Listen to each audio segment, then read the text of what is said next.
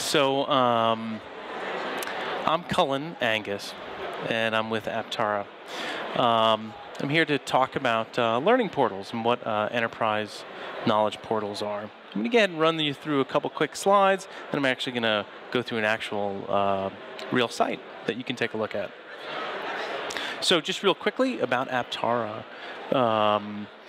We have our headquarters in Falls Church, and we have just around 600 folks, almost 600 folks who are online learning developers who do look after these sort of initiatives. We do have a rather large staff back in India who looks after taking content and making that available over multiple device types. And we certainly do have a rather impressive list of clients, and I guess really just the point in showing this is to say, hey, we have certainly been vetted by some rather large organizations. So, on to what a knowledge portal is.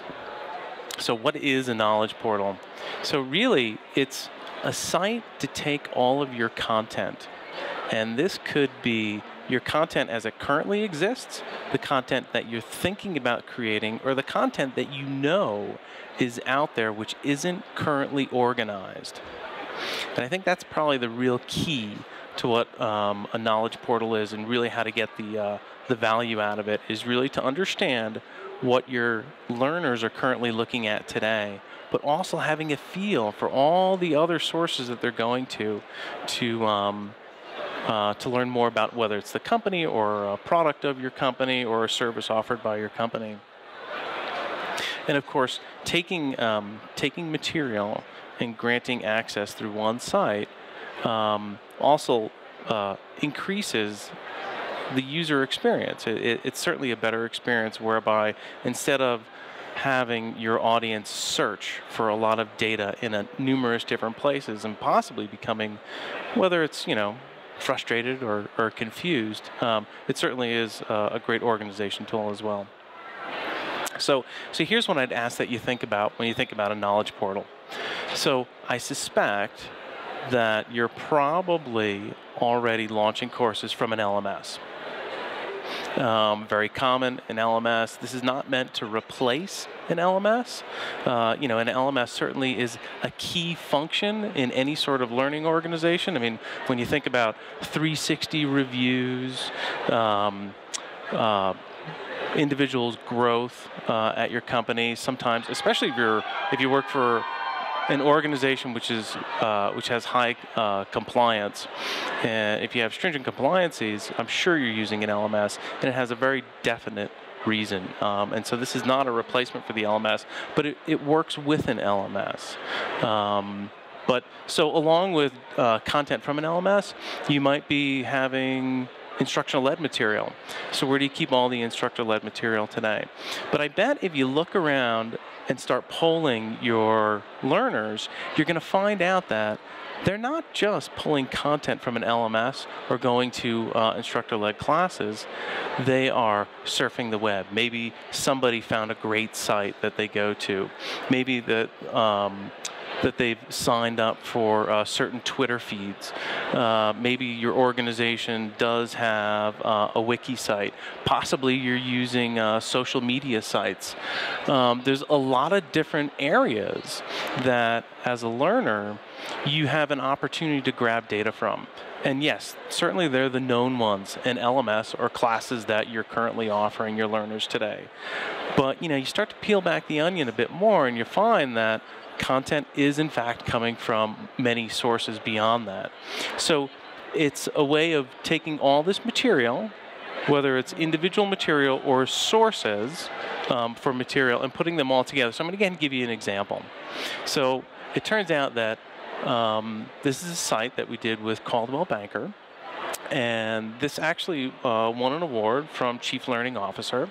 And I just want to point out a handful of different things. So for starters, it's not an LMS, but it works with the LMS. So you can come to this site to get the content from the LMS. You can come to this site for blogs that they have that are internal blogs. Maybe there's some news feeds, which they're using here. And then there's also all your social media tools. in one page, one-stop shop, one place to go. And it is pretty engaging. And I'm going to move around a little bit more inside of it.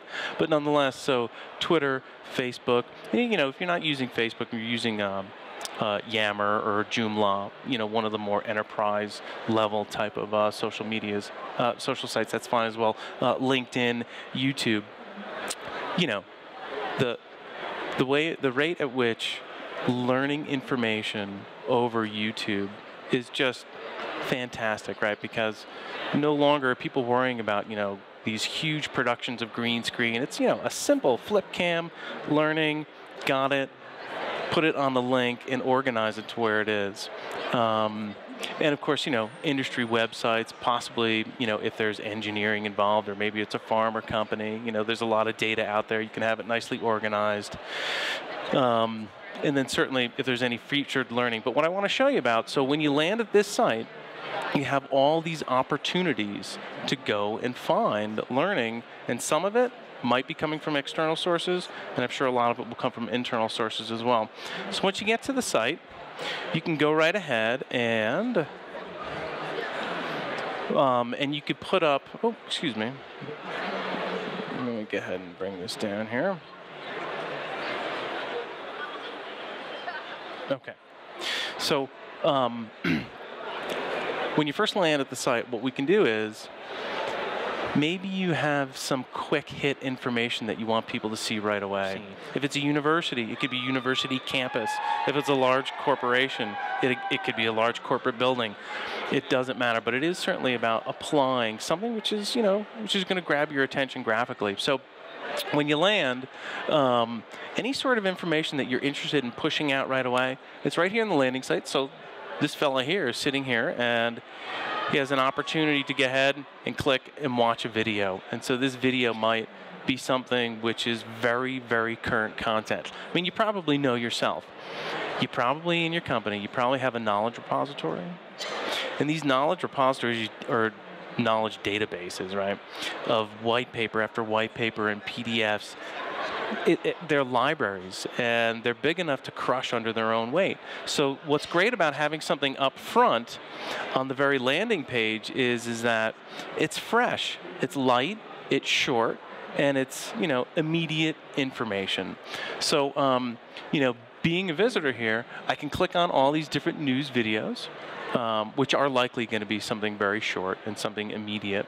Or I'm going to take an opportunity to go poke around. Yes, of course, I mentioned you can go look at blogs or add to it, or further dive into the social aspects. Or maybe you want to go right into where training is, so we're able to go to a different room.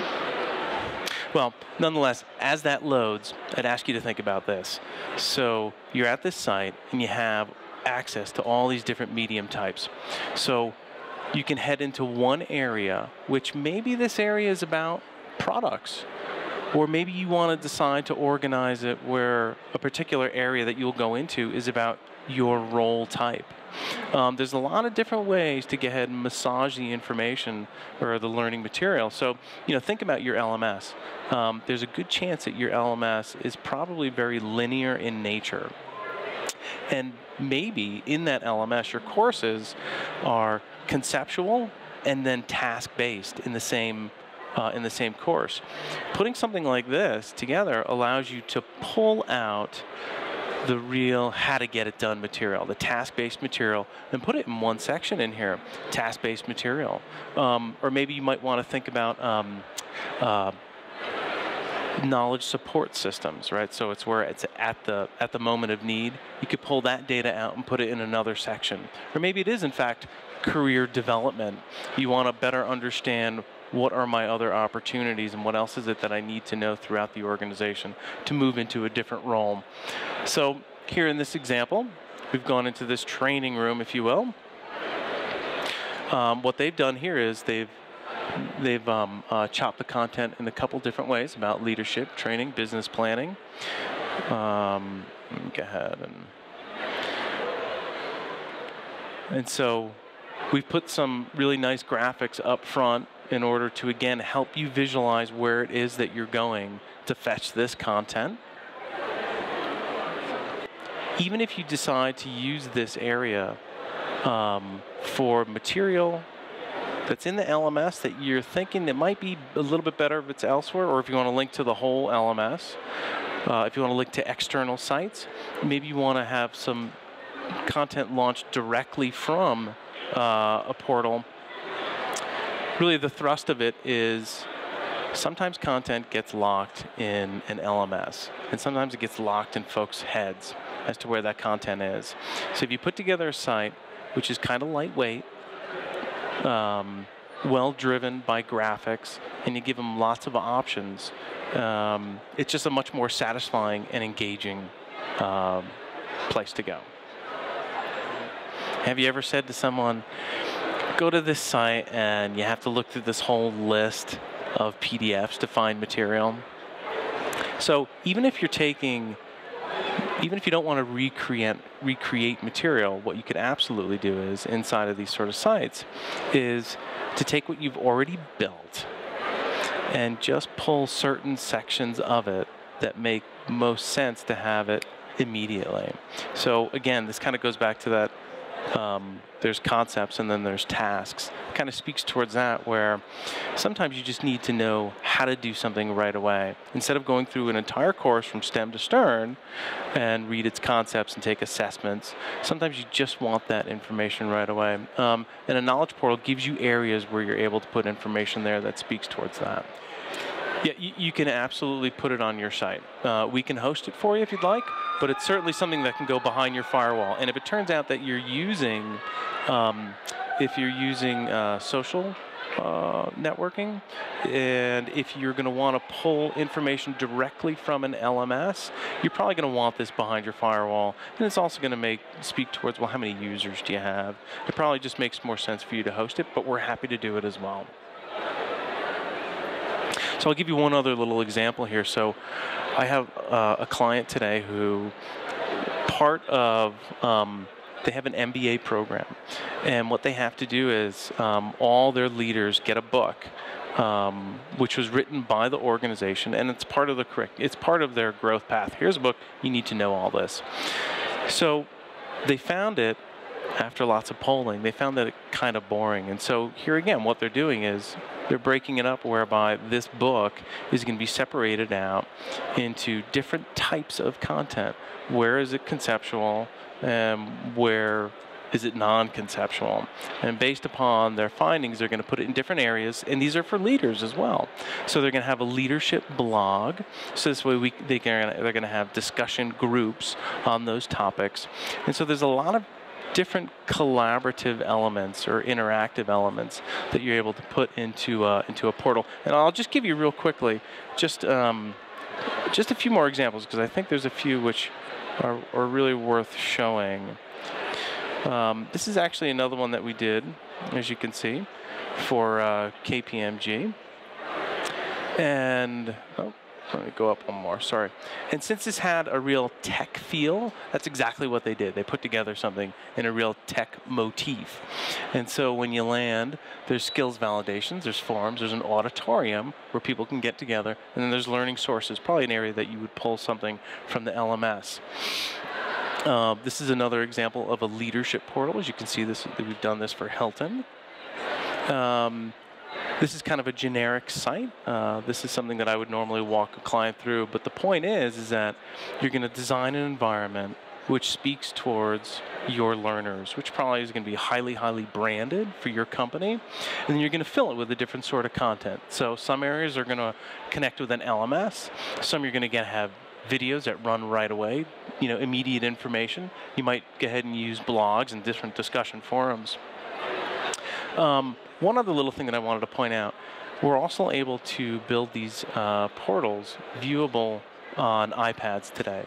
So this portal here is actually one which launches over an iPad. So it really does reach that new millennial type and all those who are using mobile devices and tablets.